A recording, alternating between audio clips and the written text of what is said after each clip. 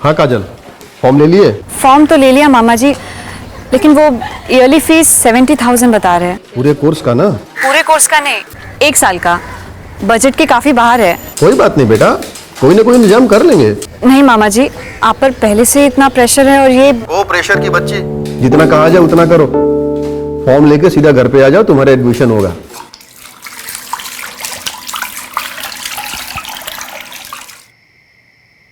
और कोई कॉलेज नहीं है कम फीस वाला? फिर से शुरू मत हो जाओ शीतल। आप दानवीर कर्ण होना बंद नहीं करेंगे और चाहते ये हैं कि मैं शुरू भी ना हूं। अब इसमें दान धर्म की बात कहां से आ गई शीतल? काजल और तरुण दोनों मेरी सगी बहन के बच्चे हैं। तो आरती आपकी सगी बीवी की बेटी है। अगर आप भूल ना गए हो तो वो आपकी भी सगी बेटी है, जो अभी सिर्फ 11वीं में है। और जब वो कॉलेज जाने के लायक होगी ना, तो उसके लिए भी सही कॉलेज ही चुनूंगा शीतल। वैसे भी जब से दीदी और जीजा जी चल बसे हैं, काजल और तरुण दोनों को सगे बच्चे की तरह ही पाला है हमने। पर हम तो अभी जिंदा है ना। आप क्यों मुझे और आरती को जीते जी मार रहे हैं? अपना दिल इतना छोटा मत करो शीतल। सालों से वही रोना धोना लगा के रखा हुआ है। बहुत हो गया, बंद करो ये सब। दीदी मैं सोच रहा था कि एक पार्ट टाइम जॉब कर लूं। कुछ पैसे कमाऊंगा तो आपकी फीस के लिए काम आएंगे। फालतू बात करेगा ना तो 2 थप्पड़ पड़ेंगे तुझे। पार्ट टाइम जॉब मैं करूँ। बट दीदी, मामा जी पर ऑलरेडी बहुत लोड है। दीदी मामा जी वैसे भी कुछ नहीं बोलते और मामी जी उनको कितना हर्ट करती है। तू क्यों सुनता है उनकी बात? देख, अगर तू उनके नजरिए से देखेगा ना तो वो भी सही है अपनी जगह कहीं ना कहीं। दीदी क्या सही है? हर बात पे ताना। भगवान ने तुझे 2 कान दिए हैं ना, सो ताना इन एंड ताना आउट, समझा? और वैसे भी मामा जी और मामी जी ने 12 साल से हमारी देखभाल की। जोक नहीं है यार ये। काश हम कुछ कर पाते। और ये थैंक यू और सॉरी के बोझ से ना बस निकलना है। टाइम तरुण, टाइम। तुम देखना बहुत जल्द एक ऐसा समय आएगा जब हम अपनी स्ट्रगल को भूल चुके होंगे। तुम देखना मेरे भाई।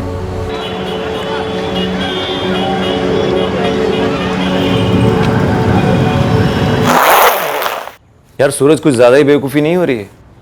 यार 2 साल के बाद तूने फिर से पिकअप किया है और तेरे पापा ना वर्ल्ड के वन एंड ओनली पापा होंगे जो अपने लड़के को मेडिकल कॉलेज से निकाल के ऐसे ईंट के भट्टे पर बिठा रहे होंगे।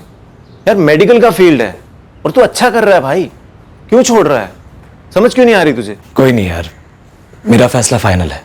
सूरज देख बेटा, कोई ऐसा फैसला जल्दबाजी में मत ले जिसे आगे जाके पछताना पड़े। तेरे पापा फैसले अपने मतलब के लिए लेते हैं, उन्हें अपने रुतबे के आगे कुछ नहीं दिखाई देता बेटा। लेकिन माँ पापा ने पहली बार मुझसे कुछ मांगा है। मांगा नहीं जा रहा है सूरज, छीना जा रहा है तुझसे। तू एक ही है इस घर में जिसकी अलग सोच है, आवाज है, जो उनसे सहन नहीं हो पा रहा और इसीलिए तुझसे तेरा वजूद छीन रहे। देख सूरज, मान मेरी बात, मत कर ऐसा और वापस चला जा कॉलेज। माँ मैं पापा को निराश कैसे कर सकता हूँ? क्यों अपने हाथों अपनी खुशियों का गला घोट रहा है तू सूरज? अपनी बहन राधिका जैसे पापा का साया बनेगा तू? सूरज, पापा कभी कोई गलत फैसला नहीं लेते। तुमसे ज्यादा वो तुम्हें जानते हैं। साले साहब, डॉक्टरी तो हर कोई कर सकता है, लेकिन फैमिली बिजनेस सिर्फ फैमिली का मेंबर ही चला सकता है। और तुम इस बिजनेस के एक लौते वारिस हो। बल्कि मुझे तो लगता है कि तुम्हें हाई स्कूल के बाद डायरेक्टली पापा को ज्वाइन कर लेना चाहिए था। खैर, देर है दुरुस्त है। पापा के अंडर तुम सब सीख लोगे। बॉस, तुम्हें जरा भी अंदाजा नहीं है कि तुम कितने लकी हो। क्यों बैठे बैठे हाथों में इतना बड़ा बिजनेस नहीं मिलता। तुम्हारी दीदी राधिका हो या फिर तुम हो, क्या हमने कभी भी किसी चीज के लिए तुम दोनों को ना कहा है? कभी नहीं पापा। बेटा, राधिका और तुम्हारी खुशी हमारे लिए सबसे ऊपर है। तुम टॉप के डॉक्टर भी बने तो जितना तुम 1 साल में कमाओगे उतना तो हमारे यहाँ 1 हफ्ते का धंधा हो जाता है। ये बात तो जानते ही हो ना? जी पापा। ये जो भट्टियां देख रहे हो ना सूरज, ये सोने की खान है, खान। इनमें से तुम हीरे निकाल सकते हो और निकालोगे। जी। शाबाश।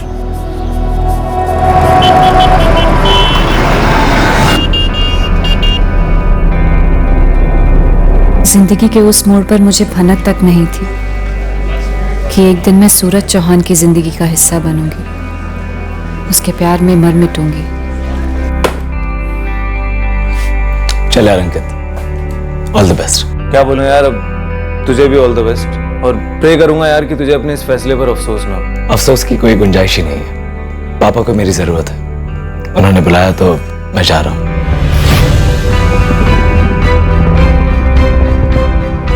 ये फैसला मेरी जिंदगी को कहाँ लेकर जा रहा था मुझे कोई आइडिया नहीं था। मैं अब क्या बनने जा रहा था वो तो मैंने कभी सपने में भी नहीं सोचा था और कभी चाहा भी नहीं था।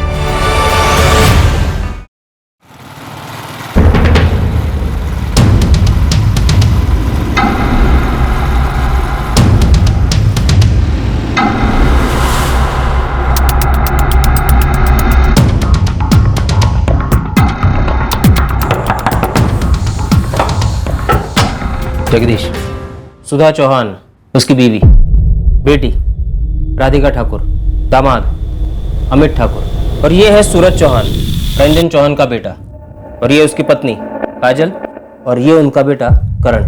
अबे ओ, तू मर्डर की सुपारी देने आया या किसी सरकारी भंडार के सेल में आया है? क्या मतलब बच्चन भाई? मतलब कि फोन पर बोला था ना ये रेड एक मर्डर का है, तू तो साला पूरा कत्लेआम का पार्टी ऑर्डर दे रहा है। हर एक बात फोन पर नहीं की जाती बच्चन भाई, अब आमने सामने बैठकर हर एक बात तय कर लेते हैं। समय, जगह, रेट, हर एक काम बारीकी से होगा। इस काम के लिए दूसरा मौका नहीं मिलेगा। सिन्हा साहब, हमें शर्मिंदा ना कीजिए। क्या हम महंगाई से वाकिफ नहीं? इस बार एक नहीं 2 लिफाफे भेजे आपके लिए। बस ख्याल रखिए कि सारे कॉन्ट्रैक्ट्स चौहान वर्क्स को ही मिले।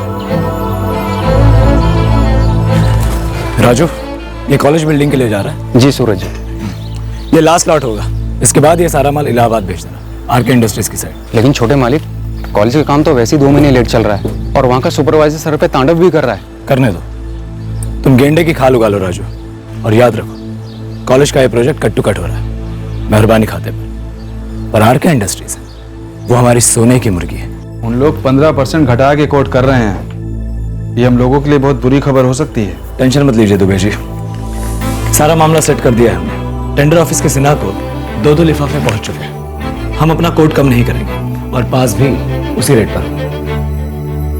तुम अच्छा नहीं बहुत अच्छा कर रहे हो सूरज, फक्र है तुम। और सुधा, अब बोलो, क्या हमारा फैसला गलत था सूरज को बिजनेस में लगा देने का? हमारे पिताजी ने हमें बिजनेस सौंपा, हमने 4 चांद लगा दिए।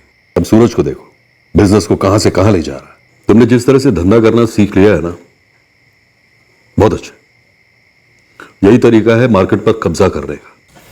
थैंक्स पापा। पावर वो बंदूक है बेटा जिसकी नली से पैसा बरसता है, और इस पैसे से और ताकत है, और पैसा जी मेरा पैसा और ताकत, ये वो 2 हाथ हैं जिससे ये सारी दुनिया इस अंगूठे के नीचे दबती है। समझ रहे हो ना? समझ रहा हूं पापा। अब इस वक्त हमें और एक्सपांड करना होगा, जहां हम लोग हैं इससे कई ज्यादा फैलेंगे हम, आपके आशीर्वाद से। कभी कभी मुझे समझ में नहीं आता सूरज कि तुम बोल रहे हो या तुम्हारे पापा। वही आवाज, वही अंदाज। दुनिया यही अंदाज समझती है माँ। सबको खुश रखने वाला ना खुद कभी खुश नहीं रह सकता। जिसकी लाठी उसकी भैंस, जिसकी प्रजा वही राजा। कहीं ऐसा तो नहीं सूरज कि राजा बनने के चक्कर में तुम उस राजा के एक प्यादे बनकर रह जाओ, सिर्फ एक मोहरा? कोई अपने बेटे को मोहरा नहीं बनाता माँ, और जितना आप पापा को पत्थर दिल समझती है ना, वैसे वो है नहीं। तो अब तुम मुझे समझाओगे कि तुम्हारे पापा क्या है और क्या नहीं, है ना? सूरज, ये जो घर है ना, ये घर नहीं, सोने का पिंजरा है। यहाँ ताजा हवा भटकती नहीं और घुटन हटने का नाम नहीं लेती। मैं यहाँ बंधी हुई हूँ क्योंकि मेरे पास कोई और चारा नहीं है। पर मैं ये नहीं चाहती सूरज कि किसी दिन तुम मुझे आकर ये कहो कि मेरे पास कोई चारा नहीं। वो दिन कभी नहीं आएगा माँ। पापा मेरी मर्जी की इज्जत करते हैं। शादी भी उन्हीं की मर्जी से करोगे? शादी में अभी बहुत देर है माँ। अगले महीने है शादी। क्या तुम मजाक कर रही हो ना?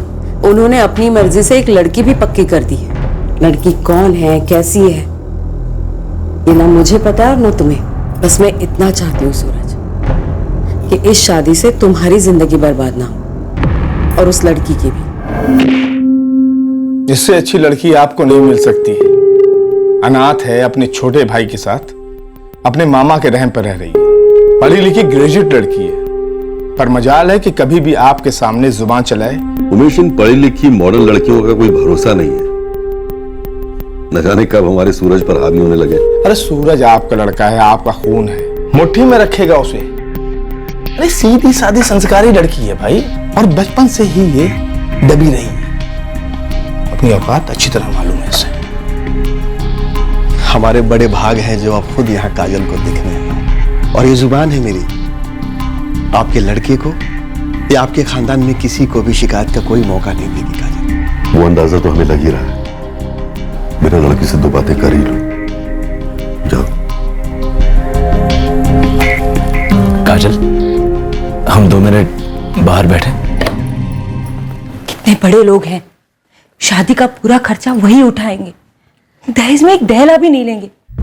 अब भी आप हमारी आरती का नहीं सोच रहे हैं। हमारी आरती की शादी सूरज से करवा देंगे तो राज करेगी हमारी बेटी। एक तो हमारी आरती अभी नाबालिग है और उसने अभी अभी कॉलेज जाना शुरू ही किया है। नाबालिग है तो अभी सगाई कर देते हैं, जैसे ही बालिग होगी हम उसकी शादी कर देंगे। कभी तो खुद से परे होके सोचा करो। आप कभी तो खुद के बारे में सोचिए। हमारी जिंदगी की सारी मक्खन और मलाई अपनी बहन के बच्चों पे लुटा रहे हैं। हमारी आरती के लिए क्या बचेगा?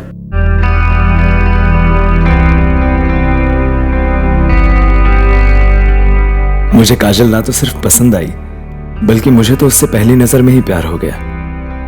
उसकी सादगी, उसकी सोच, सब कुछ भा गया मुझे। वैसे तो मेरे पास कोई चारा नहीं था, मामा जी की बात को टाल नहीं सकती थी मैं, लेकिन मुझे खुशी थी कि मैं अपनी मर्जी से हाँ कह रही थी। सूरज दिल में उतर गया था मेरे। काजल अब मेरी जिंदगी का मतलब बन गई थी। प्यार और गहरा होता जा रहा था। मुझे अब जाकर यकीन होने लगा था कि सबकी तकदीर हमेशा के लिए अंधेरे में नहीं होती, कभी ना कभी सूरज चमकता ही है। क्या तकदीर वो है जो पहले से लिखित है और हमारे साथ होकर ही रहता है, या तकदीर वो है जिसे हम चुनते हैं हम पर बीतने के लिए?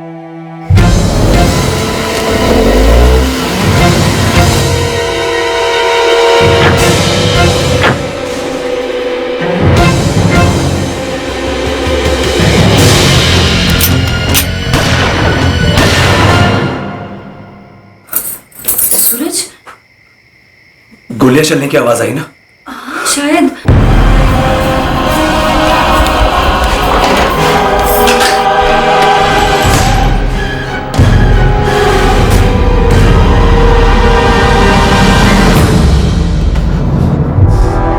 सही सुना तूने, यहाँ गोलियां ही चली हैं जिसने तेरी माँ को ढेर कर दिया। क्या?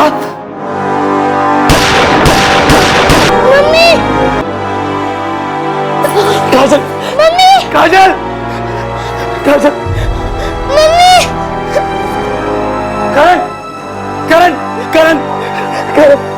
नहीं, नहीं, गोली मत चलाना। होगा, लेकिन चिंता मत कर, तुझे और तेरे इस पिल्ले को नहीं मारेंगे। कोई तो बचा रहना चाहिए ना, जो जिंदगी भर दर्द झेले जिसे हम झेल रहे हैं। अब तेरे बाप रंजन चौहान को पता चलेगा कि दर्द ताकत से बहुत ज्यादा ताकतवर होता है। करण!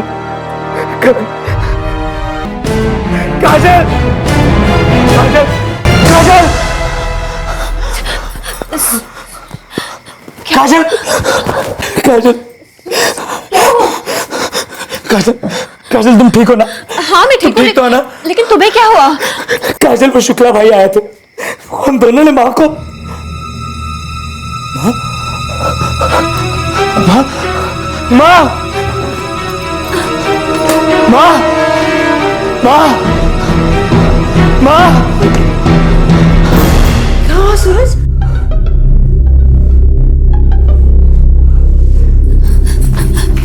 सूरज, क्या हुआ काजल? सब ठीक तो है?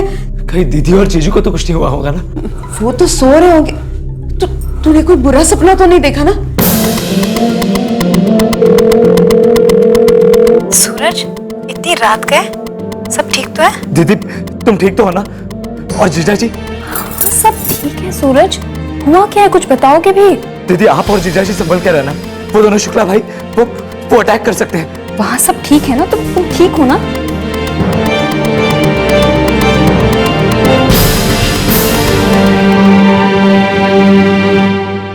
शिवा, असलम, ध्यान से देखो, ये तीनों, रंजन चौहान और उसका दायां और बायां हाथ भानु सिंह और कमल चौरसिया, ये तीनों मुझे जल्द से जल्द अपनी कस्टडी में चाहिए। जितने आदमी लगाने लगाओ, जहां खोदना है खोदो, जो करना है करो, लेकिन ये तीनों मुझे जल्द से जल्द चाहिए। देखो, ये रोने वाली शक्लें तो तुम दोनों मेरे आगे बनाना मत। कहाँ है तुम्हारा पति भानु और तुम्हारा पति कमल और उनका आका रंजन चौहान? हमें नहीं पता मैडम। नहीं पता तो पता करो, कौन से बिल में छुपा बैठा है, वरना दिखते ही गोली नहीं मारेंगे इसकी कोई गारंटी नहीं है। जगतपुर, इलाहाबाद, वाराणसी, सब जगह अपने आदमी फैला दो, सारे खबरों को काम पर लगा दो। किसी भी सूरत में मुझे रंजन चौहान चाहिए, चर्बी उतारनी है इसकी। चौहान परिवार पर प्रेशर बनाकर रखो। कानून सिखा रहे थे, सर्च वारंट मांग रहे थे। अब इन्हें बताते हैं कि सर्च वारंट लेकर आने वाली पुलिस क्या क्या कर सकती है।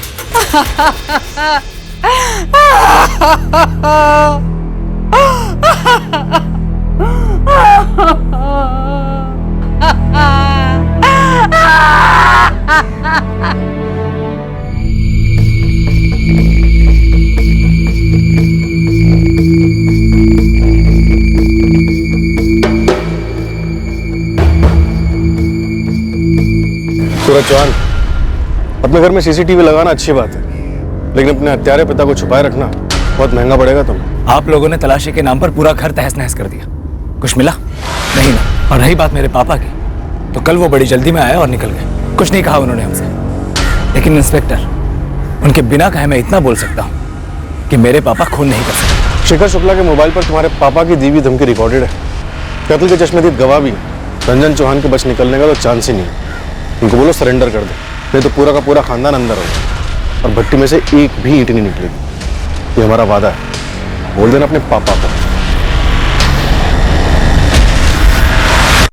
देख सूरज, मामला छिपाने से और बिगड़ेगा।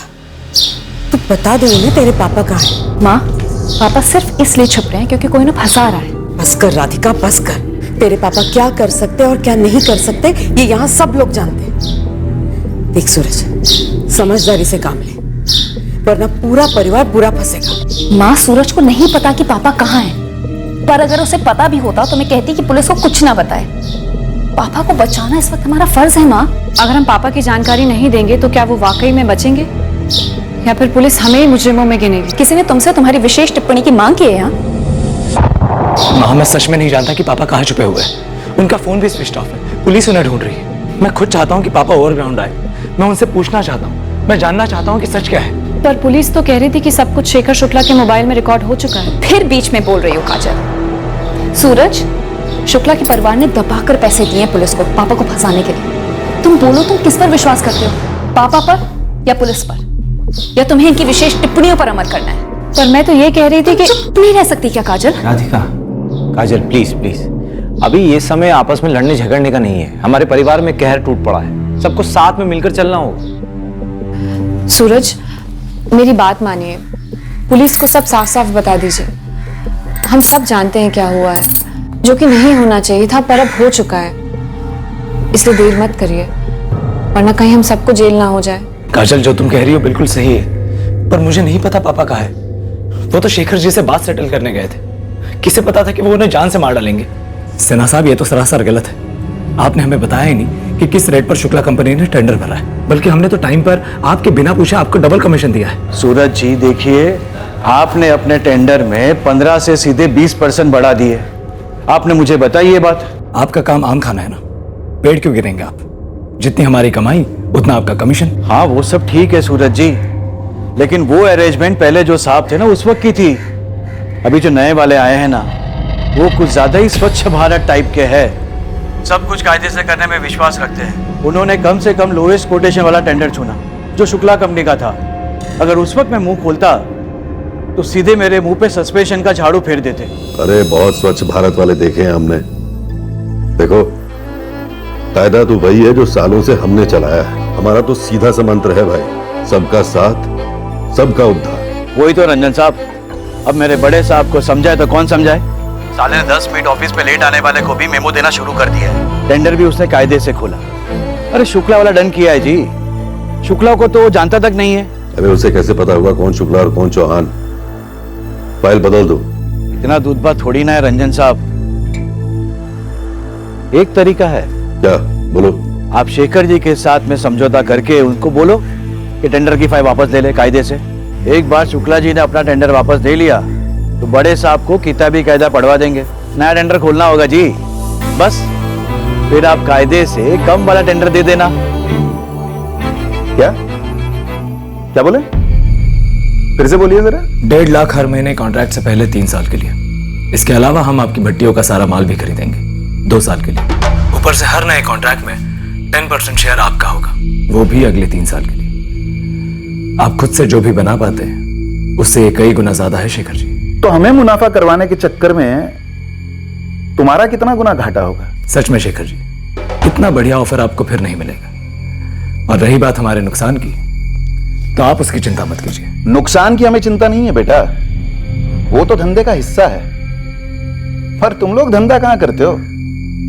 तुम्हारे पिताजी ने तो कई सालों से धांधलेबाजी चला रखी है। शेखर जी प्लीज अपना टेंडर वापस लीजिए। बेटा, कमान से निकली हुई तीर और भट्टी में घुसी हुई ईंट वापस नहीं लिए जाते। मुझे आपकी नसीहत नहीं चाहिए। तो तुम्हें क्या लगता है हमें तुम्हारी भागीदारी चाहिए? हाँ, तो कमाल करते हो। सस्ती कच्ची ईंटें बनवाते हो तुम, तो तुम्हें लगता है कि हमारी भी नींव कमजोर है? रखता हूं शेखर जी। रुको रुको रुको रुको, अपने पिताश्री को एक संदेशा देना हमारा। उनसे कहना हमें ना ही उनके रुतबे की कदर है और ना ही उनके दबंगई का डर, इसलिए आइंदा ऐसी छिचोरी रिश्वतखोरी की हरकत ना करें। उन्हें गलतफहमी है कि वो इस धंधे के शेर हैं, बेखबर हैं वो कि हम नए सवा शेर हैं। रखता हूं। मालिक, हम एक आदमी से बात कर लिए हैं मार्केट में, सब एक के राग अलाप रहा है। बड़ा अड़ियल आदमी है ये शेखर शुक्ला, ईंट का जवाब पत्थर से देता है। मालिक, अगर इसने ये टेंडर लेकर हमारे इलाके में दाखिला ले लिया तो समझ लीजिएगा हमारे आधे से ज्यादा ग्राहक को निकल जाएगा, शायद उससे भी ज्यादा। और उसके रेट में टेंडर भरने के अलावा कोनो रास्ता नहीं है। लेकिन तो बड़ा भयंकर घाटे का सौदा है मालिक। सौदा तो हम उस शुक्ला के साथ ही करेंगे बाबू, बहुत ईमान झाड़ रहा है ना। हम देखते हैं कितने में बिकती है इसकी ईमानदारी।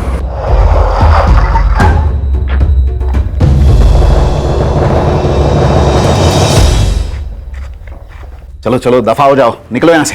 तुम्हें अंदाजा नहीं है कि हम इस धंधे में कितने पुराने हैं। अंदाजा तो तुम्हारे मुंह से निकलती दीमक से मिल ही जाता है। वैसे सब कुछ रिकॉर्ड कर लिया है हमने, तुम्हारा ऑफर और तुम्हारी धमकी भी। अब अगर ये रिकॉर्डिंग मैं सरकारी दफ्तर पहुंचा दूं ना, तो तुम्हारे सारे सरकारी कॉन्ट्रैक्ट खारिज हो जाएंगे। फिर रंजन चौहान बुढ़ापे में नंगे हो जाओगे तुम। क्या पकड़ा है? पता किससे बात कर रहा है? मालिक कितना तमीज से ऑफर दे रहे हैं और तुम होके बदतमीजी कर रहे हो। बेवकूफी ना करो। जिस ईमानदार ऑफिसर के भरोसे तुम इतना फुदक रहे हो ना, उसका तो मैं चंद ही दिनों में करा दूंगा तबादला। और उसके बाद जानते हो क्या होगा?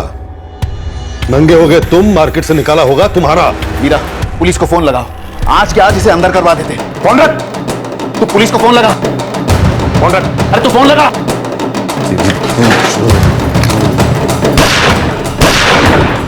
बेटा आप बुलाओ पुलिस को, कुछ केस तो बने साला। पापा पापा पापा।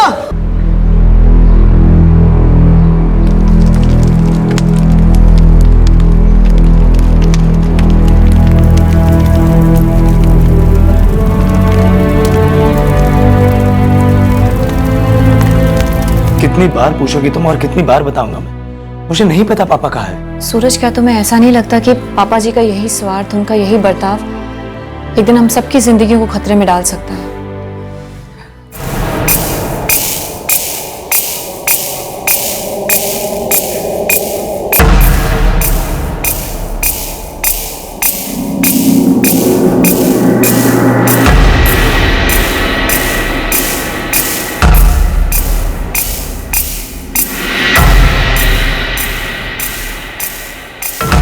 साहब, बिल का पता चल चुका है। घूस और उसके दोनों चूहे दुबक कर बैठे हैं अंदर। इलाहाबाद की तैयारी कीजिए।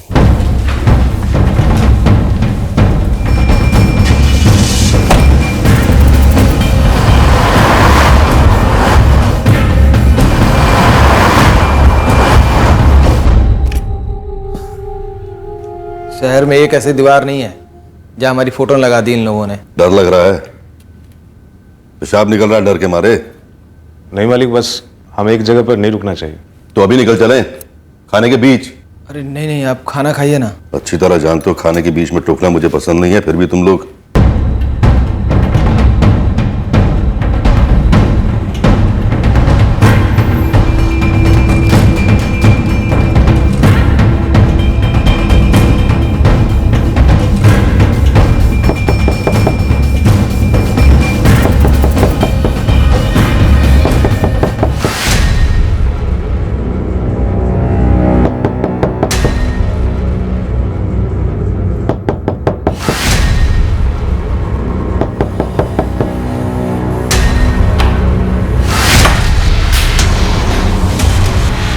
2 सेकंड में अगर हथियार नहीं डाले तो ऑर्डर है हमारे पास, जिंदा या मुर्दा।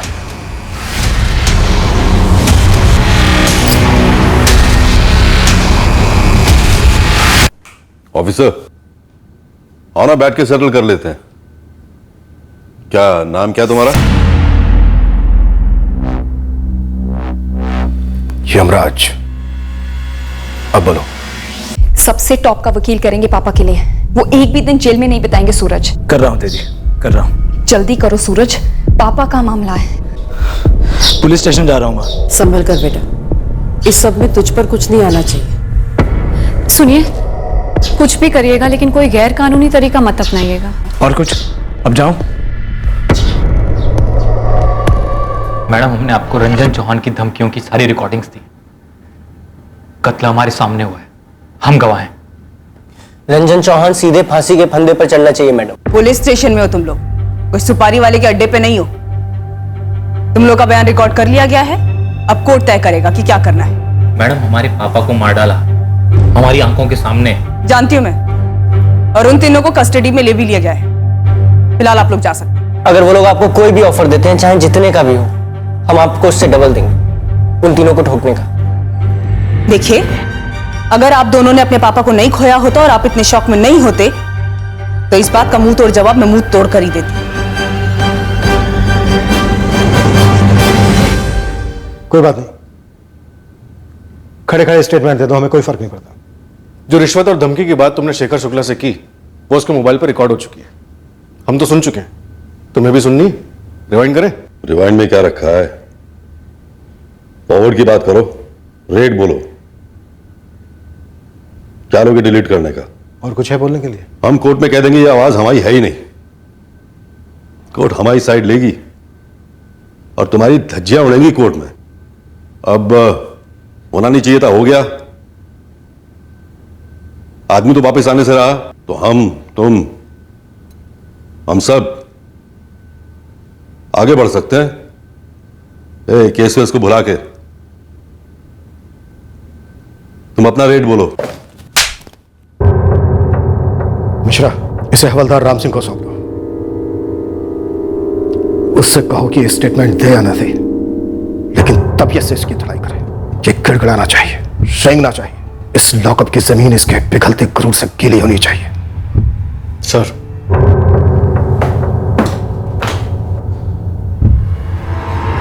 डरो मत, कुछ नहीं होने देंगे हम तुम्हें। ये रोने वाली हारी हुई शक्ल लेकर आना था तो ना ही आते। मैं ठीक हूं पापा। अभी शेखर शुक्ला मरा है, तेरा बाप नहीं। मैंने एक असली मर्द को चुना है जो रोता नहीं है, रुलाता है। एडवोकेट गुप्ता आपका केस लड़ेंगे, बेल की एप्लीकेशन करेंगे। वकील साला क्या कर लेगा? तुम सीधे जाकर शेखर शुक्ला के बेटों से मिलो, उनसे कहो जो मांगोगे दे देंगे, केस वापस ले लो।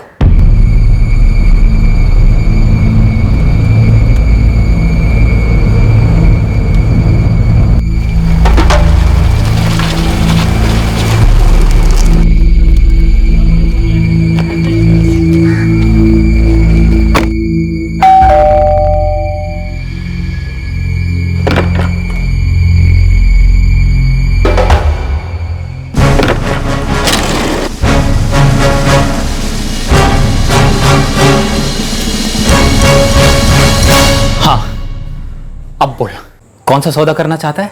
आशीष, वीरा, अब इस सबसे क्या होगा? बर्बादी होगी पूरे चौहान खानदान की। तुम सबकी कुंडलियां निकाल चुके हैं। देखो, मेरे पापा ने जो किया नहीं करना चाहिए था। तुम्हारे पापा भी इस दुनिया में नहीं है, और मेरे पापा वो होकर भी ना के बराबर जेल में बैठकर अपने किए पर पछता रहे हैं। तुम दोनों से मैं माफी मांगता हूं।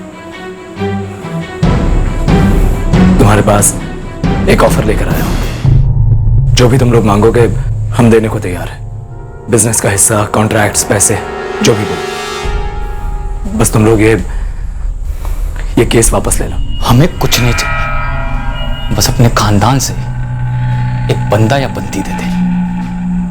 तेरे सामने गोली मार देंगे उसे। खून का बदला खून, कब और कहां मारना है।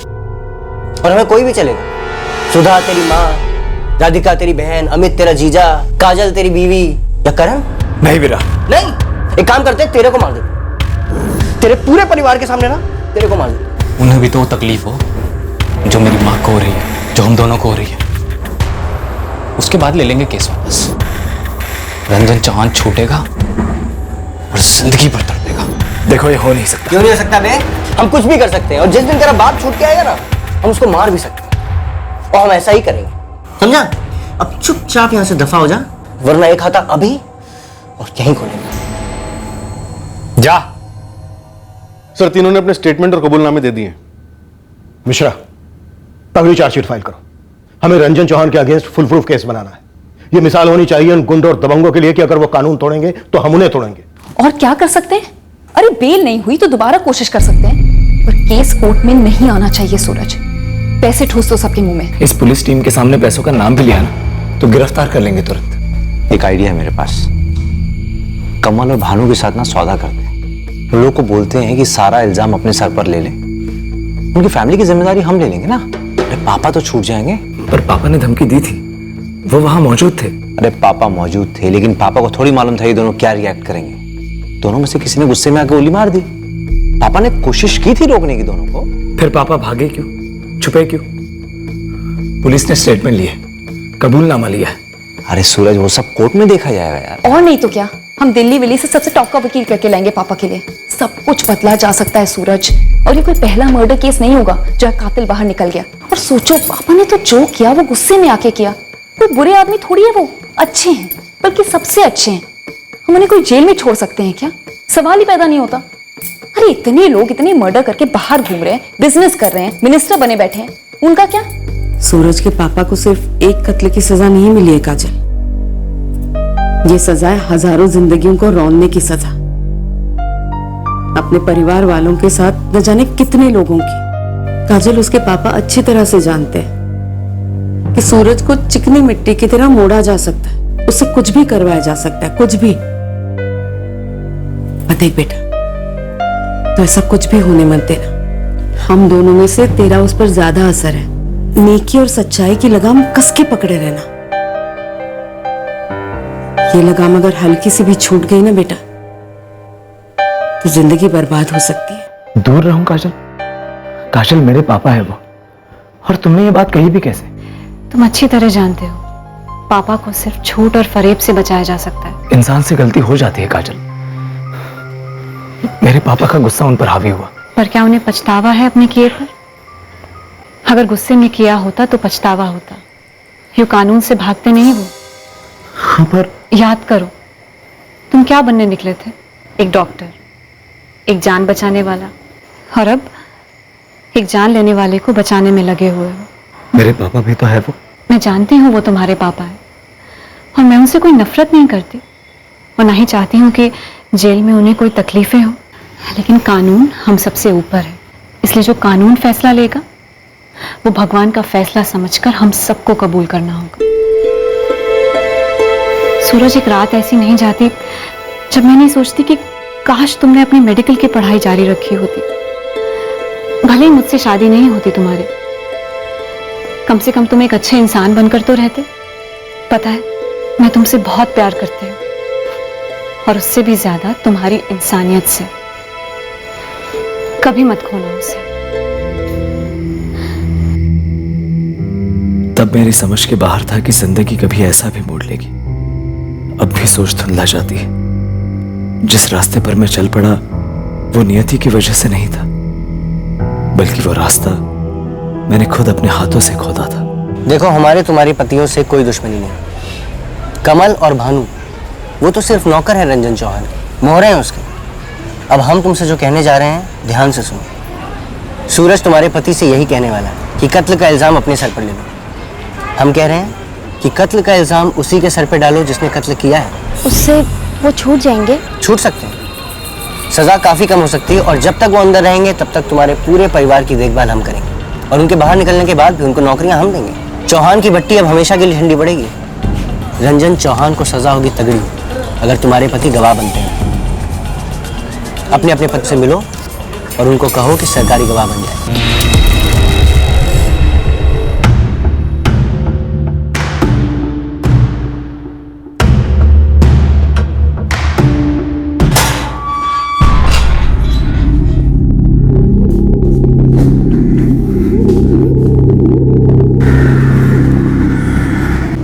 तुम्हारी रोनी शक्ल हमें बता रही है कि तुम कुछ भी नहीं कर पाए अपने पापा के लिए। हर कोशिश जारी है। तुम्हारी हर कोशिश नाकाम होती जा रही है सूरज। 1 महीने में यह केस अदालत में दाखिल होगा। भानु और कमल का सुना? क्या क्या पापा? भानु और कमल को इस जेल में हमसे अलग रखा गया है। जेल में रहते हुए भी हमें यह पता चला है कि शुक्ला के बेटे उन्हें सरकारी गवाह बनाने चले ताकि हमारे गले का फंदा और कस जाए। तुम्हें कभी हमारी जेल की कोठरी में आना चाहिए सूरज। ठंडी जमीन पर सोते हैं, ऐसा खाना खाते हैं जो हमारे कुत्ते भी ना खाएं, चुल्लू भर पानी में नहाते हैं जिसमें तुम्हें डूब के मर जाना चाहिए। ऐशो आराम की गोदी में पाला है हमने तुम्हें सूरज, और आज हमें यह दिन देखना पड़ रहा है। हमने पिल पिलाना सिखाया तुम्हें कभी?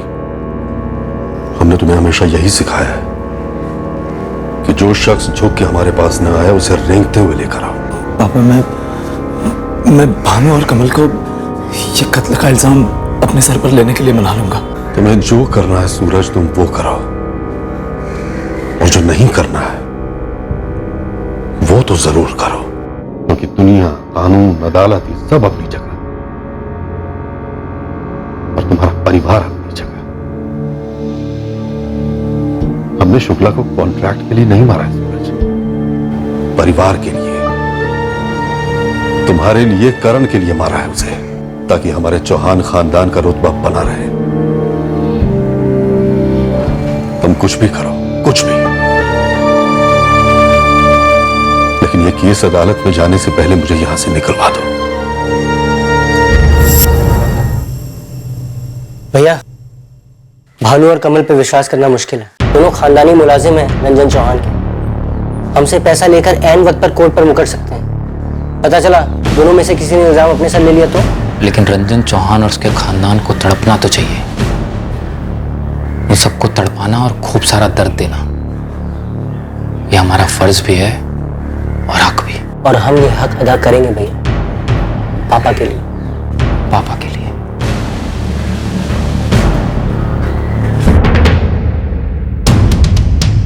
कत्लेआम नहीं करना है बच्चन भाई, चुन चुन के मारना है। इतना क्लियर कर कि कितने मारने हैं और कब मारने हैं, और पूरा डिटेल लगेगा। और मारते वक्त अगर कोई बीच में आया और गलती से मर गया तो उसका भी चार्ज लगेगा, वो भी पूरा। सुन लिया? और फटाफट पूरा प्लान बता। और एक बात याद रख, अगर एक बार डेट फिक्स हो गई ना फिर हिलना मत।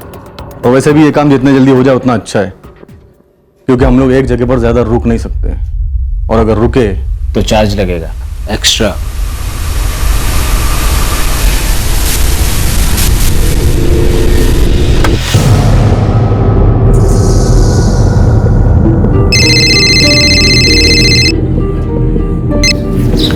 हाँ माँ, पहुंच गई आप? हाँ, अभी फ्रेश हुई हूँ। तुम्हारे मामा जी तुम्हें, काजल, करण, राधिका, अमित सबको याद कर रहे थे। आपने बताया ना उन्हें हम क्यों नहीं आ पाए? हाँ, मैंने बता दिया उन्हें। तुम फिक्र मत करो सूरज, और अपना ख्याल रखना। हाँ माँ, दीदी और जीजू भी यही रह रहे। कल जब आप लखनऊ से लौटेंगी तो वो दोनों आपको यही मिलेंगे।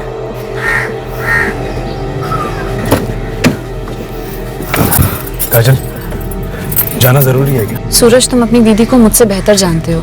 एक बार जिद पकड़ ली कि बाहर का खाना खाना है तो बस कोई उनकी बात नहीं बदल सकता।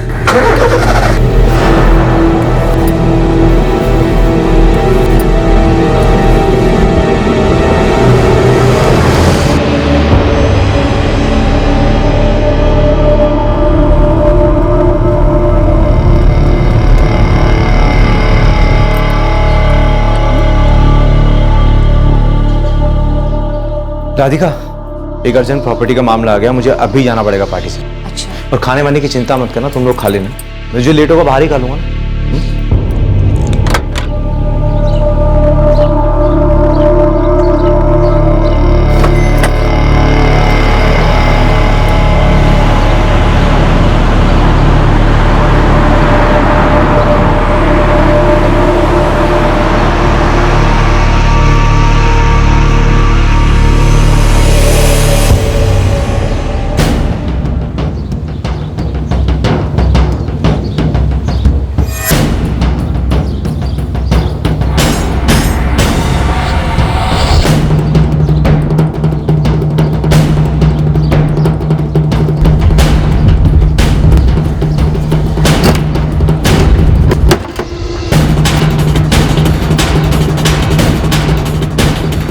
जल्दी से मिटा दे।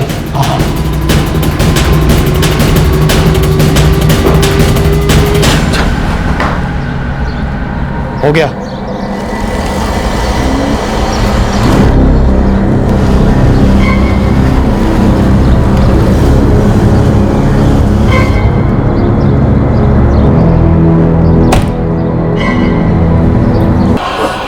सूरज,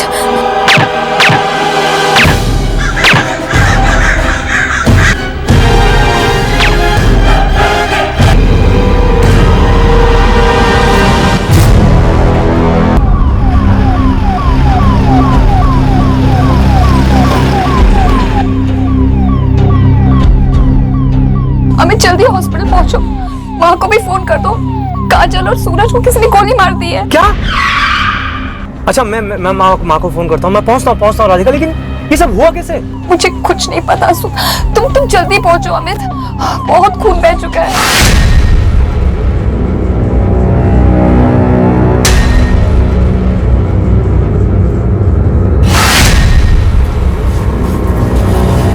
पड़ोसी कोठरी में पूछताछ की, किसी ने भी फायरिंग की आवाज नहीं सुनी। साइलेंसर यूज किया होगा, देखो ताला भी तोड़ा गया।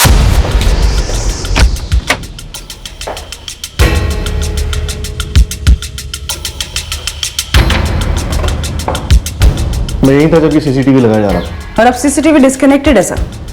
जानबूझकर डिस्कनेक्ट किया गया।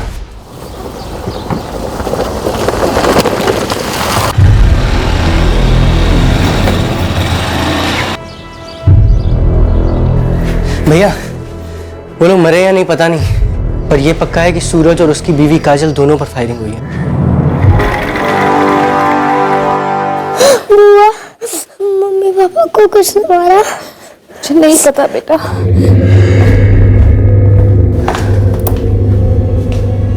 राधिका ठाकुर जी। क्राइम ब्रांच पे आई सौरभ यादव, कैसे हुआ ऐसा? जी मुझे नहीं पता इंस्पेक्टर। आप घर पर थी, आपने हमें फोन किया, एम्बुलेंस को फोन किया। पर उससे पहले मैंने काजल और सूरज को फोन किया था। रिंग जा रही थी पर वो दोनों फोन नहीं उठा रहे थे।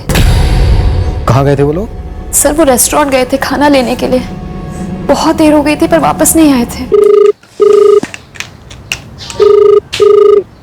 बेटा करण, मैं जरा बाहर से ये देख कर आती हूँ आपके मम्मी पापा फोन क्यों नहीं उठा रहे।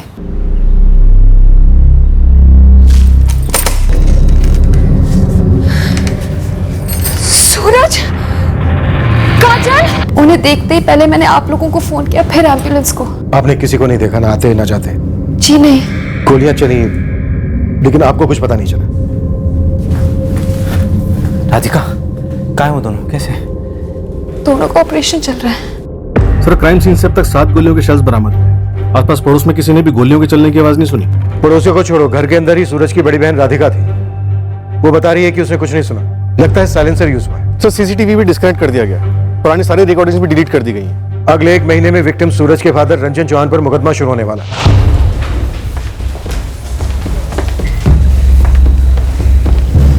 रंजन चौहान, मालिक कह के पुकारते हैं लोग हमें आदत नहीं है कोई हमें इस तरह से हमारे नाम से बुलाए। तो ये नाम वाम छोड़ो, एक दुखद समाचार है तुम्हारे लिए। यही कि मेरे दोनों वफादारों को शुक्ला के पिल्लों ने खरीद लिया। नहीं, तुम्हारे बेटे सूरज और बहू काजल पर किसी ने हमला कर दिया, गोलियों से भून दिया उन्हें। क्या?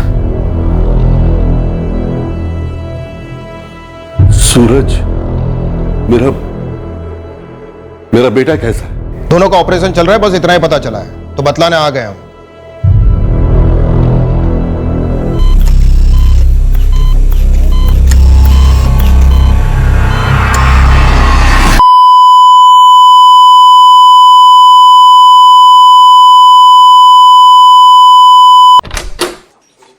डॉक्टर साहब, सब आउट ऑफ डेंजर है ना? आई एम सॉरी, काजल चौहान को नहीं बचा पाए। और मेरा भाई सूरज, सूरज ठीक है ना? उनकी हालत भी काफी क्रिटिकल है, और अगर बच भी गए तो दाहिना पैर उनकी एम्पुटेट करना होगा, आई मीन काटना होगा। क्या? पर ये सब हुआ कैसे और किसने?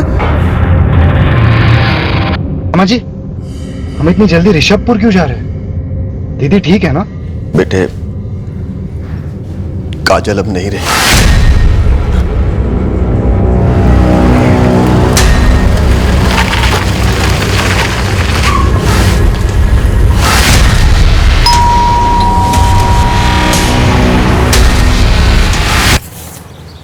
ऑफिस में नहीं मिले तुम दोनों तो हमें लगा तुम भाग गए। हम इतने बेवकूफ़ हैं कि ऐसे माहौल में भाग खड़े हों ताकि आप हम पर शक कर सकें। 4 गोलियां सीने में, हार्ट लंग्स सब कुछ छन्नी। डॉक्टर, सूरज के बचने के क्या चांस है? बच जाएगा। शुक्र है कि उसके ऊपर चलाई गई तीनों गोलियां उनके दाहिने कंधे और पैर में लगी। राइट लेग को शायद एम्पुटेट करना होगा। कब तक बात कर पाएगा? मोस्ट प्रोबेबली परसों शाम तक।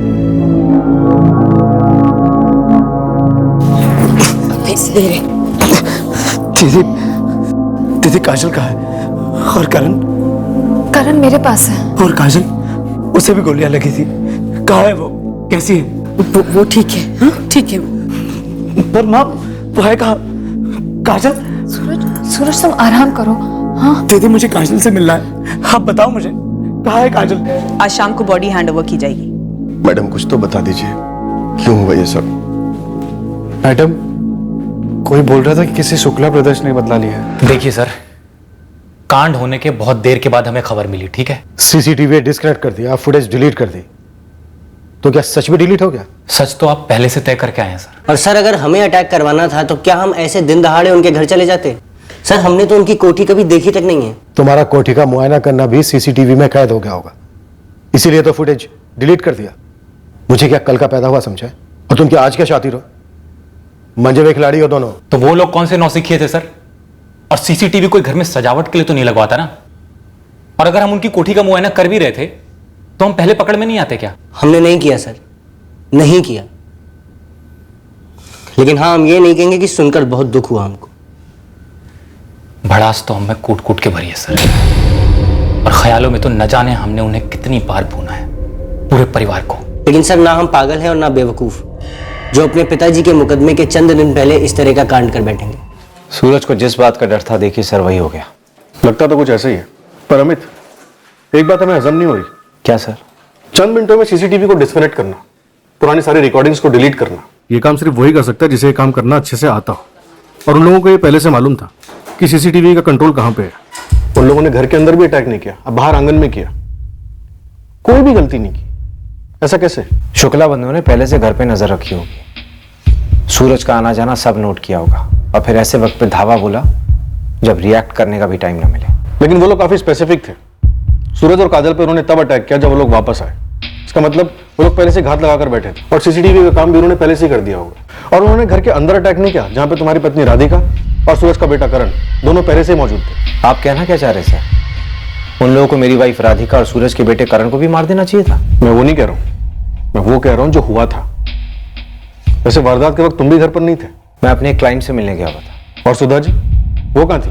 कानपुर, अपने भाई की बेटी की सगाई में। मैं खुद नहीं जाना चाहती थी, पर करीबी रिश्तेदार है इसलिए एक दिन पहले चली गई। करीबी रिश्तेदार थे तो फिर काजल और सूरज क्यों नहीं गए? सूरज कोर्ट कचहरी की तैयारी में लगा हुआ था और काजल उसे संभाल रही थी। और आप राधिका जी? हाँ, वो मैंने ही बुलाया था इन दोनों को ताकि सूरज अकेला ना पड़े। बहुत घबराहट थी, डरे हुए थे हम। किस बात का डर? शुक्ला के लड़कों का। उन्होंने धमकी दी थी कि वो पूरे चौहान खानदान को साफ कर देंगे। 3 महीनों से हम डर डर के जी रहे हैं, और जिसका डर था वही हुआ। उन्होंने तो हमें जीते जी मार डाला ना, काजल को मार डाला। हम तो सूरज को बता तक नहीं पाए अभी तक। मैं कोई बात नहीं करूंगा इंस्पेक्टर, तब तक नहीं करूंगा जब तक मैं खुद अपनी काजल को नहीं देख लेता। रूम बताइए मुझे, मैं खुद चला जाता हूं। काजल किसी भी रूम में नहीं है सूरज। अब काजल इस दुनिया में नहीं रही। जब परसों तुम दोनों को यहां लाया गया था तो उसकी काफी ब्लीडिंग हो चुकी थी। डॉक्टर्स काजल को नहीं बचा पाए। कौन लोग थे वो? कितने थे? मैं काजल को देखना चाहता हूं।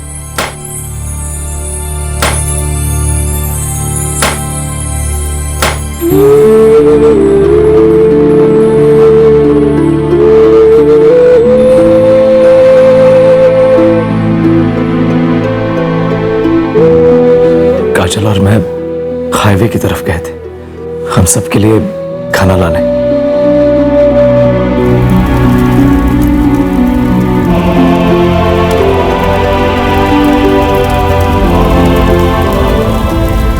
जब हम लौटे तो हमें कैसे पता चलता कि वो लोग हमारा ही इंतजार कर रहे थे? सब कुछ अचानक से हो गया। जब मुझे पहली गोली लगी तो पता ही नहीं चला कि क्या हुआ है। फिर दूसरी, फिर तीसरी लगी। बस इतना कह सकता हूं कि एक से ज्यादा थे वो लोग। तुम्हारी माँ एक दिन पहले कानपुर गई। उस वक्त घर पर तुम्हारी बहन और तुम्हारा बेटा थे। उन्हें कुछ नहीं किया गया। तुम्हारा वेट कर रहे थे वो। पर काजल, उसे क्यों मारा सर? आशीष और वीरा शुक्ला मेरे खून के पैसे थे। उन्होंने मुझे मारने के लिए बंदूक खरीदी थी, तो मुझे मारते ना। शायद काजल निशाना नहीं थी, वो सिर्फ इसलिए मारी गई क्योंकि वो वहां पर मौजूद थे। भारी पड़ेगा सर, उन शुक्ला भाइयों को बहुत भारी पड़ेगा। खत्म कर दूंगा मैं उन्हें, और उनके परिवार को भी। फिर उनके लोग तुम पर जवाबी वार करेंगे। पीढ़ियों तक चलेगी ये लड़ाई। विरासत में देकर जाओगे दुश्मनी। सर मैं मानता हूं कि मेरे पापा ने गलती की, बहुत दुख दिया उन्हें, पर काजल को मारकर बात उन्होंने आगे बढ़ाई है। तब जो सिलसिला शुरू हुआ वो यहां तक पहुंच गया। अब इसे कितना आगे तक और लेकर जाना चाहते हो सूरज? शुक्ला के दोनों बेटे आशीष और वीरा हमारी हिरासत में, पूछताछ चल रही है उनसे। खत्म कर दीजिए सर, दोनों को खत्म कर दीजिए। हम कानून के रखवाले हैं सूरज चौहान, आपसी दुश्मनियों की सुपारियां नहीं लेते, समझा? तो क्या मैं हाथ पर हाथ धरे बैठा रहूं? कोऑपरेट करो हमारे साथ। अटैकर्स का हुलिया दो, डिटेल्स दो। ये डिटेल्स हमें इस केस की सच्चाई तक लेकर जाएंगे।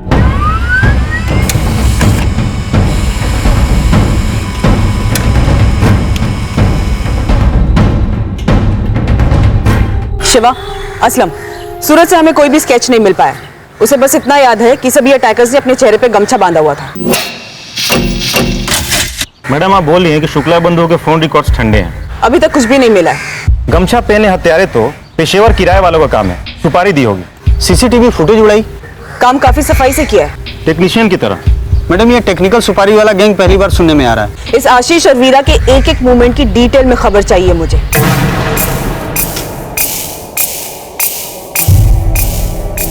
उनके सामने उनके पिताजी को ढेर कर दिया गया। मैंने उन्हें कहा था अपनी हिफाजत के लिए हथियार खरीद लो। क्या गलत किया? एक 4 साल के बच्चे से उसकी माँ को छीन लिया गया, क्या ये गलत नहीं है? क्या हथियार सिर्फ मेरे लड़कों के पास है? उन चौहानों की किसी से कोई दुश्मनी नहीं? सिर्फ एक टेंडर के लिए उन्होंने मेरे पति को मार डाला।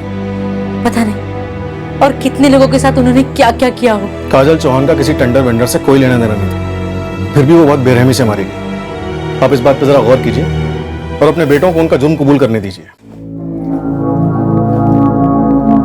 कैसा खानदान निकला ये चौहान परिवार, गोलियों से होली खेलते हैं। मैं ही बेवकूफ थी जो हमारी आरती को काजल की जगह उस परिवार में ब्याहना चाहती थी। सही किया जी आपने, जो उस परिवार को हमारी आरती के लिए नहीं चुना। बच गई हमारी आरती।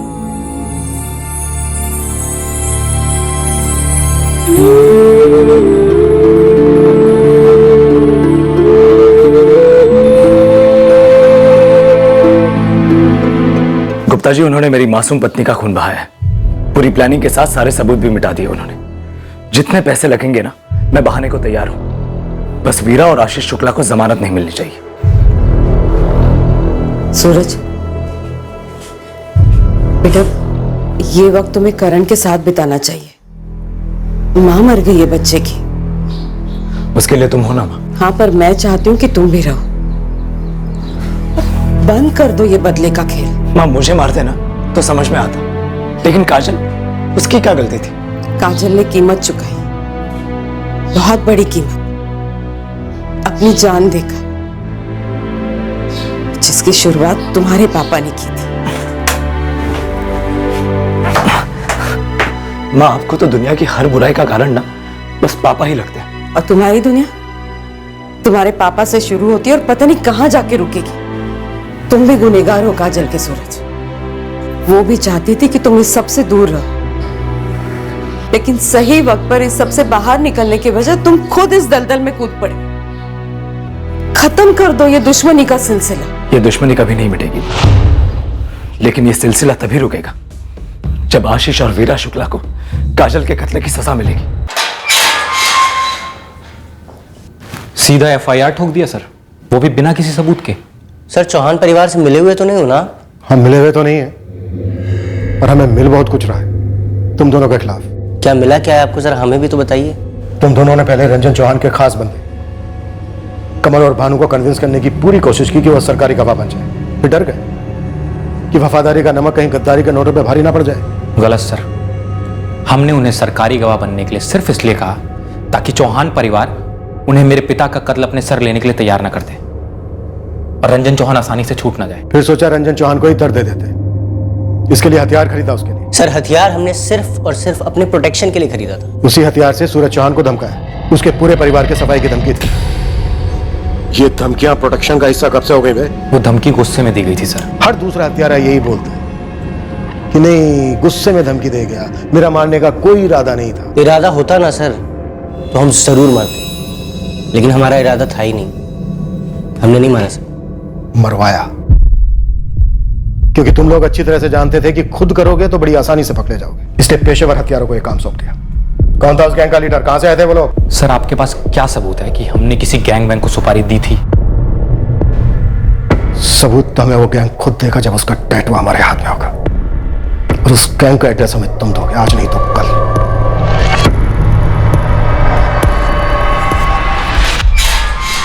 भैया क्या कहीं जोश में आके आपने कोई लकीर तो पार नहीं की है ना? रंजन चौहान और उसके खानदान को तड़पना तो चाहिए यार। हद है वीरा, अपने भैया पे शक कर रहे हो? मुझे आप पे पूरा भरोसा है, बस मैं इतना कहना चाहता हूं कि अगर ऐसा कुछ हो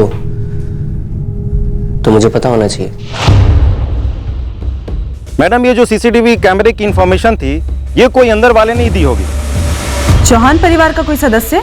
यहाँ शुक्ला भट्टी के एक मजदूर ने बताया कि इन भाइयों से मिलने कोई आया था। नाम बता शिवा।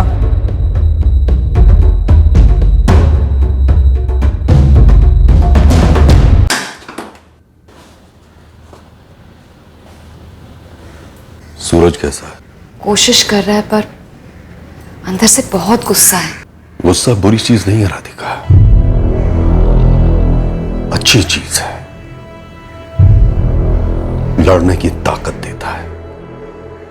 ये जो शुक्ला बंधु है ना, उनके साथ हमें पूरी ताकत से लड़ना होगा, कुचलना होगा उन्हें। कुचलना समझती हो ना बेटा? जी पापा, जड़ से खात्मा। काजल चौहान? काजल चौहान शुक्ला बंधुओं से मिलने गई थी, ये कंफर्म्ड है।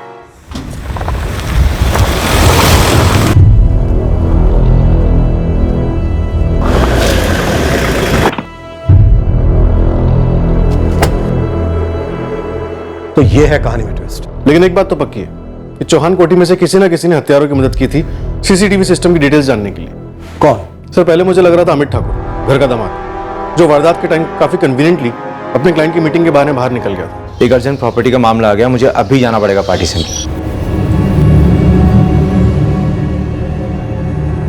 अब ये न्यूज, काजल ये शुक्ला बंधुओं से क्यों मिली होगी और फिर मारी भी गई? सर शायद कोलैटरल डैमेज होगा।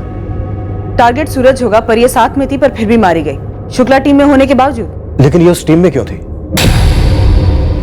हाँ वो आई थी मुझसे मिलने। ये तुझे पता था वीरा? काजल चौहान, संजन चौहान की बहू, सूरज चौहान की पत्नी, तुझसे मिलने क्यों आई?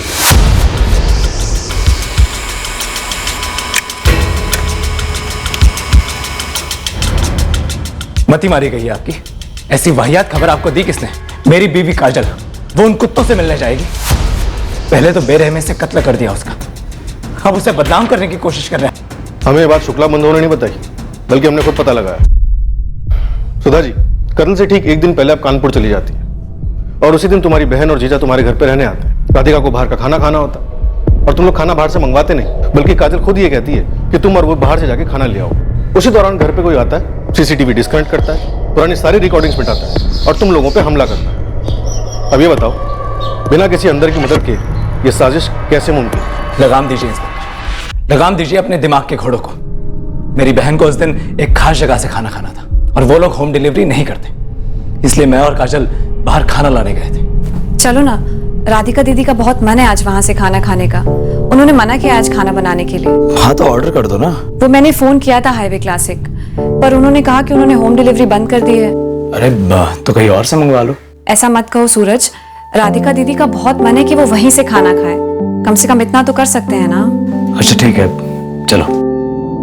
ये हुआ था उस दिन, लेकिन आप लोग जो 2 और 2 6 कर रहे हैं ना, वो वाहियात है। काजल पर शक कर रहे हैं आप? काजल पर? काजल ना सही तो फिर और कौन था जिसने हत्यारों की मदद की? अमित, राधिका, सुधा जी या फिर तुम? ये बात मैंने किसी को इसलिए नहीं बताई क्योंकि वो औरत ना ही इस बिजनेस का हिस्सा थी और ना ही इस फसाद का। तो तुझसे मिलने क्यों आई थी? दलील लेकर आई थी सर कि ये फसाद और आगे ना बढ़ाया जाए, इस दुश्मनी को यहीं खत्म कर दिया जाए। काजल जी, आपके ससुर जी ने मेरे पिता को मेरे और मेरे भाई के सामने गोली मार दी। उन्होंने जो किया गलत किया। और आपके पति ने हमें खरीदने की कोशिश की, कहा कि हमें केस वापस ले लें। वो सही था? वो भी गलत था। लेकिन आशीष जी, जिस तरह से दर्द ने आपकी नींद हराम कर रखी है, वैसे ही डर ने हमारी नींद उड़ा दी है। आप अपने डर की बराबरी हमारे दर्द से कर रही हैं? बिल्कुल नहीं। हमारे डर के सामने आपकी परेशानी बहुत बड़ी है। लेकिन आशीष जी, मैं आपके सामने हाथ जोड़कर विनती करती हूँ, जैसे सूरज के सामने की थी। कानून को अपना काम करने दीजिए। तो फिर सूरज से कहिए कि भानु और कमल को बलि का बकरा बनाने की कोशिश ना करें, क्योंकि ये कानून और इंसानियत दोनों के खिलाफ है। हाँ कहूंगी, लेकिन आप दोनों भाई मेहरबानी करके ये मरने मारने की बातें मत करिए। और सर, बदला लेना हमारा इरादा कभी नहीं था। नाक छुपा लो, ना तो मुजरिम बच सकता है और ना ही उसका इरादा छुप सकता है। अब तेरा इरादा भी बहुत जल्दी सामने आएगा आशीष, तब तो हमारे इरादे का स्वाद चखेगा और उसका स्वाद इस जिंदगी भर तू कभी भूल नहीं पाएगा।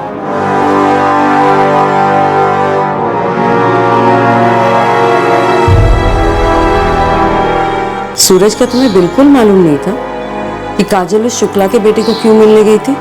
नहीं गई थी माँ, ये सब शुक्ला भाइयों की चाल है, पुलिस को गुमराह करने के लिए, और साजिश है हमें फंसाने की। सर, काजल के फोन रिकॉर्ड में आशीष का नंबर फिगर नहीं होता है। फिर भी वो जाकर मिली आमने सामने, और क्या बात हुई हमें ये सिर्फ आशीष का वर्जन मालूम है। क्या काजल ने शुक्ला बंधुओं की मदद की होगी अपने पति के मर्डर प्लान में? हो सकता है, पर सबूत क्या है? कम से कम कोई सुराग, एक सिंगल लीड। इस वक्त सिर्फ यह जाहिर है कि हत्यारे किरायत के थे, जिनका बदले के लिए इस्तेमाल किया गया। कहीं ऐसा तो नहीं है कि ये बदले वाला जाहिर सा एंगल इस्तेमाल हुआ किसी और कारण के लिए, और इस साजिश में काजल एक मोहरा थी जिसका पहले इस्तेमाल किया गया और बाद में उसकी हत्या कर दी गई। पर सवाल यह उठता है कि काजल ऐसा प्यादा बनने के लिए राजी क्यों हुई होगी? सर, काजल एक बच्चे की माँ थी, गरीब परिवार से थी। उसके फोन रिकॉर्ड्स किसी भी अफेयर की तरफ इशारा नहीं करते सर। तो फिर काजल अपने पति के मर्डर में शामिल क्यों होती? देखा जाए तो सूरज को मार के शुक्ला बंधुओं को आखिर हासिल क्या होता? खून का बदला खून, इससे ज्यादा और क्या? सर, राधिका का पति अमित ठाकुर, शायद उसका कोई स्वार्थ हो। सर, रंजन चौहान जिसे लंबी सजा होने वाली है, इतना बड़ा बिजनेस है उसका, टर्नओवर काफी तगड़ा है। रंजन चौहान के बाद उसका सारा बिजनेस सूरज को जाता है।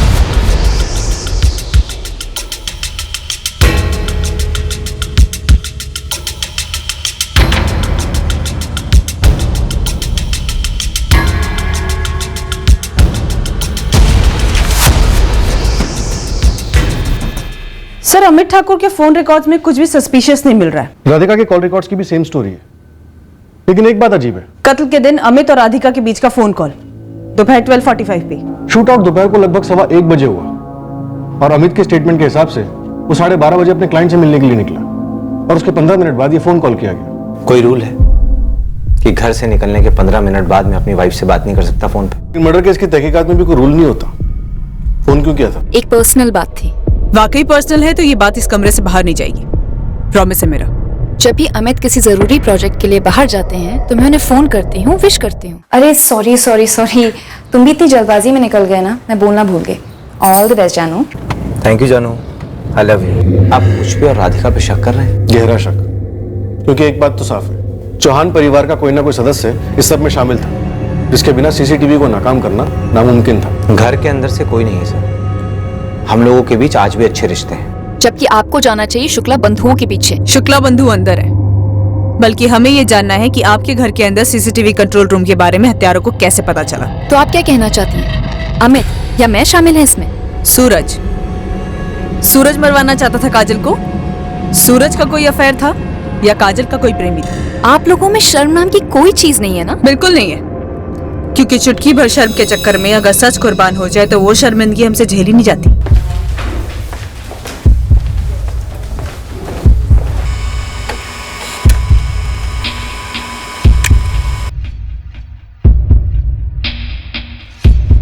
सर कभी नहीं सर। काजल दीदी ने सूरज जीजा जी के कोई अफेयर के बारे में कभी कुछ नहीं बताया। सर वो दोनों एक दूसरे से बहुत प्यार करते थे। शादी से पहले तुम्हारी काजल दीदी का कोई अफेयर था? नहीं सर, और सर होता तो काजल दीदी मुझे जरूर बताती। सर हम दोनों एक दूसरे के बेस्ट फ्रेंड्स थे सर। सूरज जीजा जी बहुत प्यार करते थे उनसे, बहुत इज्जत करते थे उनकी। और आप ये जो इल्जाम लगा रहे हो ना सर कि सूरज जीजा जी ने कुछ करवाया होगा, सर ये तो इम्पॉसिबल का इम्पॉसिबल है। मैं लिख के दे सकता हूँ। इस सूरज के पिछले 1 साल के सारे फोन रिकॉर्ड्स खंगाले, कोई अफेयर नहीं, शक करने जैसी कोई भी बात नहीं। कहीं ऐसा तो नहीं है कि आशीष और वीरा ने इतनी तगड़ी फुल प्रूफ प्लानिंग की कि हमें इस केस को क्रैक करने के लिए एक तिनका तक नहीं मिल रहा है? सर पूरे जिले के सुपारी हथियारों के नेटवर्क को स्कैन किया, खबरों ने दिन रात एक कर दिया, लेकिन कुछ हासिल नहीं हुआ। किससे नहीं पूछा ये पूछिए, सब यही कह रहे हैं आपसी दुश्मनी, आपसी दुश्मनी। एक भी गैंग नहीं छोड़ा मैंने, रिटायर गैंग, नौसिखिया गैंग या लॉकअप में बंद गैंग, सब मुझसे यही पूछ रहे हैं कि किसने किया बे। तो क्या साले आसमान से टपके थे? आपने तो आसमान भी खंगाला ना साहब। चौहान कोठी इलाके का डम डेटा भी निकलवाया, कुछ नहीं मिला। ऐसी सेटिंग सालों में नहीं देखी साहब। खबरी की बात भी सही है सर, सालों में ऐसी प्लानिंग नहीं देखी। डम डेटा के बाद भी एक नंबर ऐसा नहीं जिसको फॉलो किया जाए। जो शायद पूरे ऑपरेशन के दौरान फोन इस्तेमाल ही ना किए गए हो।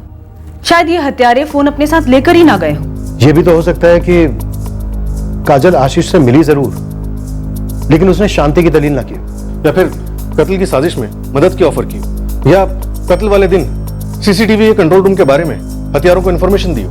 बट सर काजल भी तो मारी गई है, और अगर वो क्रॉस फायरिंग में मारी भी गई है तो उसने ऐसा वक्त क्यों चुना जब वो सूरज के साथ थी? शायद काजल क्रॉस फायरिंग में नहीं मरी, उसके साथ डबल क्रॉस हुआ है। शायद टारगेट सूरज ही था, उसके बाद काजल पर फायरिंग और सूरज बच गया। सर एक तरफ इस आशीष और वीरा की खाल उखाड़ते और दूसरी तरफ शुक्ला बंधुओं की मदद करने वाले घर के अंदर में से कुछ 4 सस्पेक्ट हैं। माँ सुधा, बहन राधिका, जीजा अमित और खुद सूरज। इन सब की कत्ल के दिन वाले ही नहीं, बल्कि पिछले 3 महीने की सारी मूवमेंट्स ट्रैक करते, जब शेखर शुक्ला के मर्डर के चार्ज में रंजन चौहान गिरफ्तार हुआ था। अपने बेस्ट बंदों की टीम्स बनाओ, शुक्ला परिवार और चौहान परिवार के पीछे लगा दो। पता तो चले कि ये केस वाकई में रिवेंज ड्रामा है या फिर रिवेंज ड्रामा का मुखौटा पहने किसी दूसरे ही जज्बात की दास्तान है।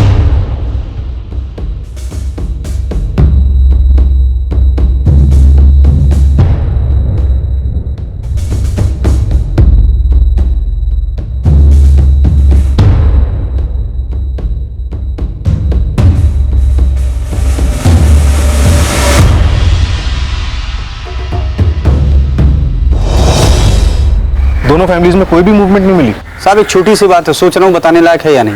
बोल। रंजन चौहान के भट्टे के मैनेजर से बात हुई थी, उसने बात में एक नाम लिया था। तू भी ले। जगदीश कनौजिया नाम है बंदे का, भट्टे पे काम करता था।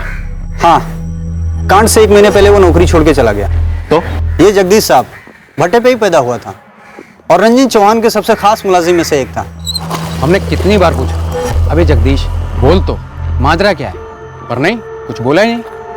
हमें ये बात खली तो हमने सूरज जी को भी ये बात बोल दी।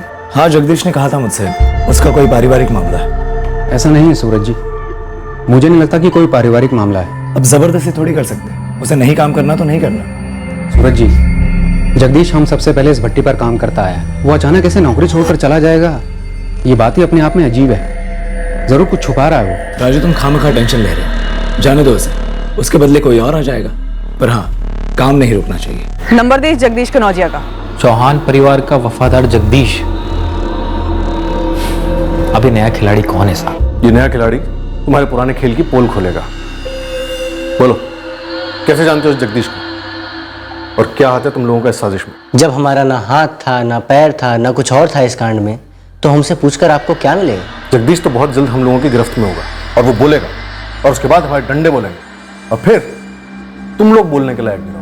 इसलिए भी मौका है, सोच के बता दो जगदीश को कैसे जानते हो और ये पूरा कांड क्या था।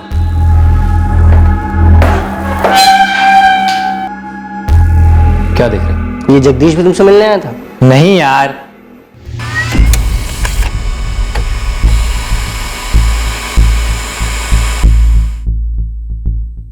जगदीश कनौजिया?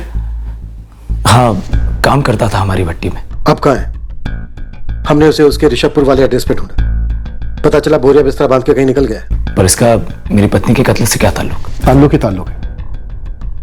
घर की गृहिणी जो एक मकान को घर बनाती है, उसका कत्ल हुआ है, और घर के ही किसी आदमी के कारण हुआ है। तो आप कह रहे हैं कि जगदीश ने जगदीश ने काजल और मुझे मरवाने की कोशिश की है।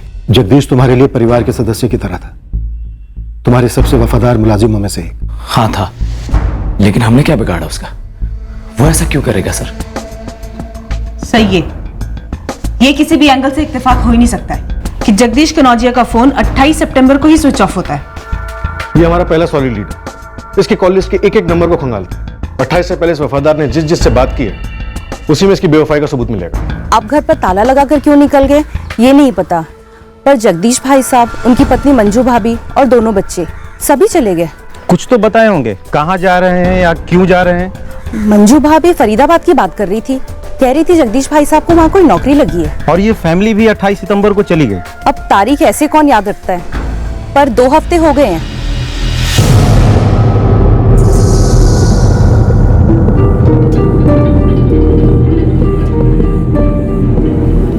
कहीं ना कहीं कुछ ना कुछ जरूर छूट गया है, वरना बात ऐसे अटकती नहीं।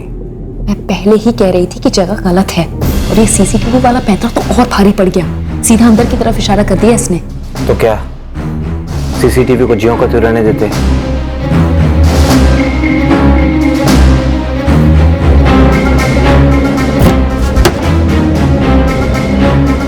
हो गया।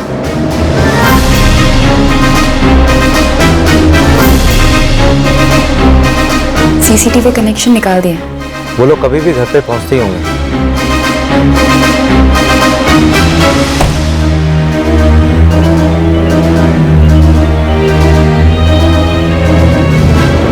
ऊपर से ये जगदीश फोन चेंज करके बैठे हो। पर फरीदाबाद में कहाँ छुपा है, कुछ पता है? नहीं मालूम।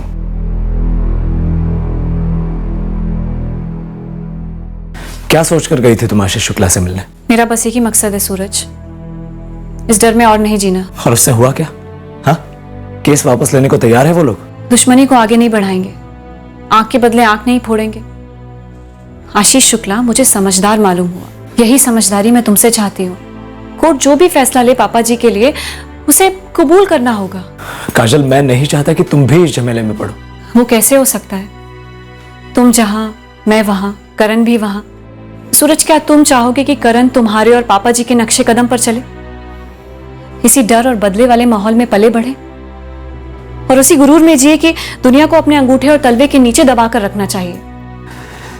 काजल, हम एक परिवार है और पापा जी सिर्फ मेरे पापा नहीं, इस परिवार के सरदार है वो, और परिवार के सरदार की हिफाजत करना हमारा फर्ज है। अगर हम अपने परिवार के सरदार की हिफाजत नहीं करेंगे तो ये घर ही नहीं रहेगा। सही गलत अपनी जगह काजल, लेकिन जो फर्ज है वो तो निभाना ही है ना।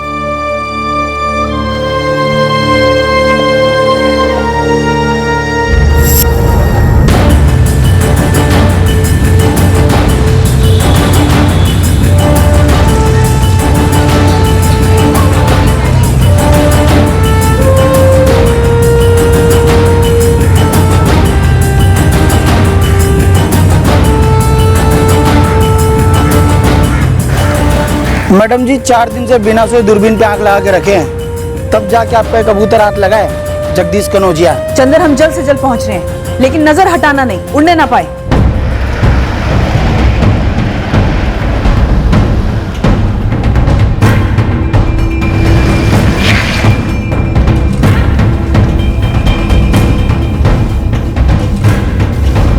तो तुम इसे नहीं पहचानते?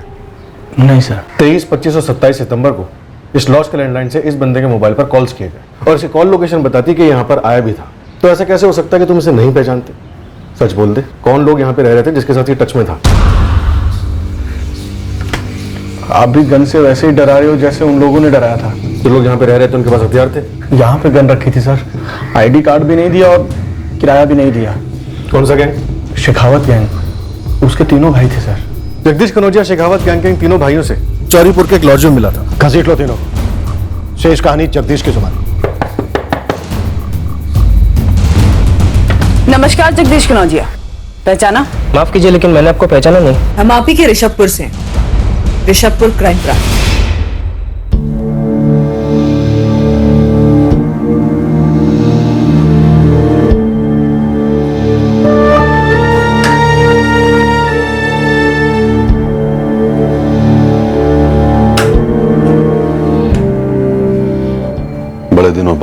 निकाला अपने पापा से मिलने के लिए, और अभी तक अपने पापा का काम पूरा नहीं कर पाए तुम। फिर वही रोने वाली शक्ल, एक पैर ही तो टूटा है, जिगर तो नहीं। पैर तो फिर भी ठीक हो जाएगा पापा, पर मेरा जिगर और मैं कभी ठीक हो पाएंगे भी या नहीं, मुझे नहीं पता। इस बिसात पर अब कोई मोहरा नहीं बचा है चाल चलने के लिए जगदीश।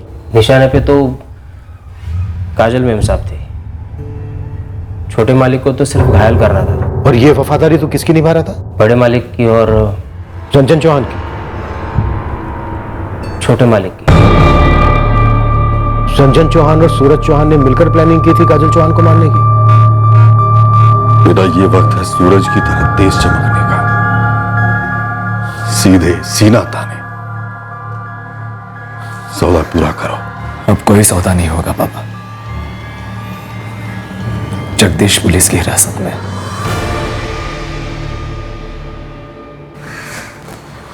इतना सब कुछ करने के बाद तुमने ये होने कैसे दिया सूरज? इतना सब कुछ करने के बाद भी कुछ हासिल नहीं हुआ पापा, ना ही होने वाला। अपना सब कुछ खो चुका हूं मैं। तुम्हारा सब कुछ तुम्हारे पापा हैं सूरज। अब अगर तुम कमजोर पड़ गए ना तो अपने पापा को खो दोगे। आपको तो मैं उसी वक्त खो चुका था जिस दिन मैंने अपने आप को खोया था। मेरी बात ध्यान से सुनो सूरज, अगर शुक्ला बंधु पैसों से नहीं झुकते तो पीठ तोड़कर घसीटो उन्हें। पर कैसे पापा, कैसे? उन्हें भी वहीं लाकर खड़ा करो जहां इस वक्त मैं खड़ा हूं। कत्ल के इल्जाम में अंदर करवाओ और फिर उनसे सौदा करो कि अगर वो केस पीछे लेते हैं तभी तुम केस पीछे लोगे। बराबरी का सौदा होगा, कत्ल का सौदा। कत्ल? हाँ, कत्ल। पर पापा, किसका कत्ल? ये मायने नहीं रखता है सूरज कि किसका कत्ल होगा, मायने ये रखता है कि किसे छुड़ाने के लिए कत्ल किया जाएगा। तुम इस कत्ल की साजिश रचोगे। इस कदर की बारीकी की प्लानिंग होगी कि शुक्ला के पिल्ले उस जाल से कभी निकल ही नहीं पाएंगे। पर किसका कत्ल? परिवार के लिए कत्ल होगा, हमारे लिए, तुम्हारी मां के लिए, तुम्हारी बहन राधिका के लिए, उसके पति अमित के लिए, और इस घर के चिराग हमारे करण के लिए। ये सभी हमारे परिवार के ही हैं सूरज। सिर्फ तुम्हारी पत्नी काजल इस परिवार की नहीं। पापा, पत्नी तुम्हें दूसरी भी मिल सकती है, लेकिन तुम्हें दूसरे पापा कभी नहीं मिल सकते। इस वक्त तुम्हारा परिवार ही तुम्हारे लिए सब कुछ है। काजल को हम कूड़े से उठाकर लाए थे, उसे ऐसी जिंदगी दी जो उसे 7 जन्मों में नसीब नहीं होती। अब अगर हमारे परिवार के लिए उसकी आहुति चढ़ती है तो चढ़ जाने दो। हम उससे भी बेहतर लड़कियों की लाइन लगा देंगे तुम्हारे लिए सूरज, ये वादा है हमारा तुमसे। सूरज, हमारे परिवार का सबसे वफादार आदमी है जगदीश। तुम उसकी मदद लो, राधिका और उसके पति अमित की भी मदद लो। लेकिन हाँ बेटा, अपनी मां को इन सब चीजों की भनक मत लगने देना। वो हमारे परिवार की सबसे कमजोर कड़ी है। लेकिन तुम्हें इस परिवार का खंबा बनना है सूरज, और आगे चलकर सरदार भी बनना है।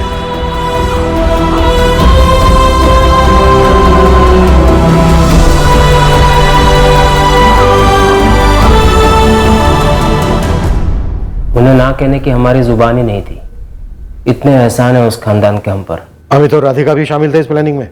हाँ साहब, उन्हीं के कहने पर ठीक 1 महीना पहले हम यहाँ से काम छोड़कर दूर चले गए, ताकि किसी को हम पर शक भी ना हो और आप लोग हम तक पहुंच भी ना सके। शेखावत गैंग को तू लेकर आया था?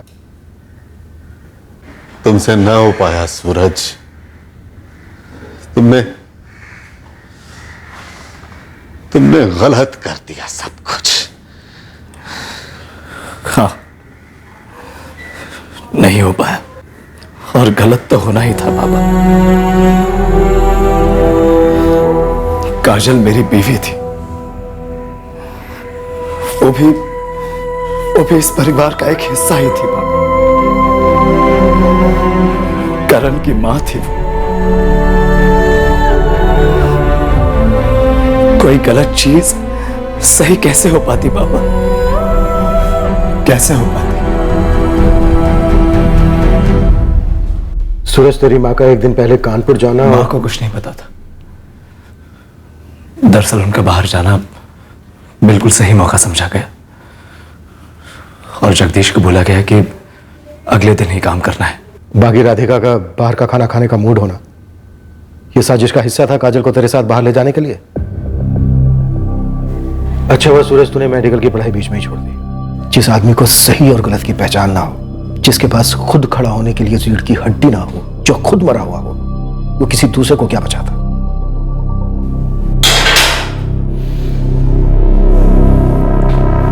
साहब, हमने आपसे कहा था ना कि एक दिन आपको भी विश्वास करना पड़ेगा कि हम निर्दोष हैं।